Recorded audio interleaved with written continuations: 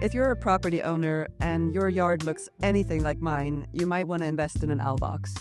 I have Tom Steffen with me here today from barnowlboxes.com, and he's going to tell us a little bit about the pros and cons of installing a barn owl box. Tom, the most important question for me is this going to help me with my rodent problem? 33 years ago when I first started putting up these boxes, the homeowners would ask me, this is going to help me with my rodent problem, right? And I didn't have any studies to show them, but it couldn't hurt, And they say, oh no, after the owls moved in, it used to look like a minefield out here with gopher holes all through the lawn. And now we get an occasional hole, and after 2 or 3 days, it's gone. So Tom, when is the best time of the year to install the owl box, and what are the odds of getting some owls in there? But here in Southern California, it's from Christmas till April.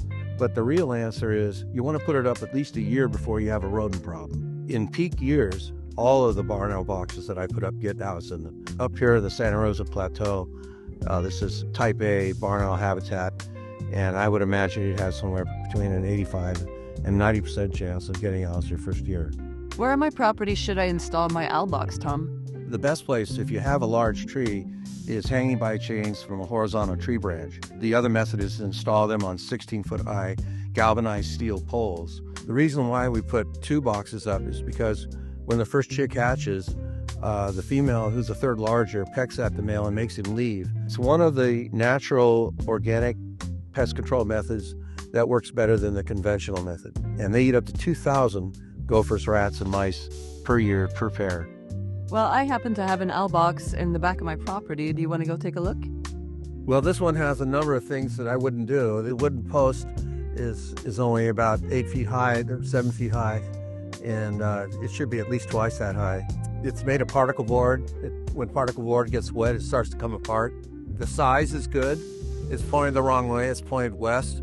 It's a wooden post. I don't recommend wooden posts at all. Raccoons can climb them, and even if they can't make it all the way up into the nest to eat eggs and babies, just climbing the pole will scare the owls away. I like to point the doorways north because the sun never shines on the box in this part of the world, and they can take wind, rain, sun, heat. They don't like bright light, so north is always best. But in this case, there's a hill right here, so there's not a clear flight path in and out of the box. So I would turn this one east, and up on a metal pole, you would definitely get owls. So what's very important is that the box have an anti-bee formula painted on the ceiling inside to keep bees from colonizing the box. 85% of all unattended beehives in San Diego County and LA and Riverside counties are now Africanized. And I will not install a box without the anti-bee formula. Thank you, Tom, for coming out. If you want to know more about properties on the Santa Rosa Plateau or how to care for them, give me a call.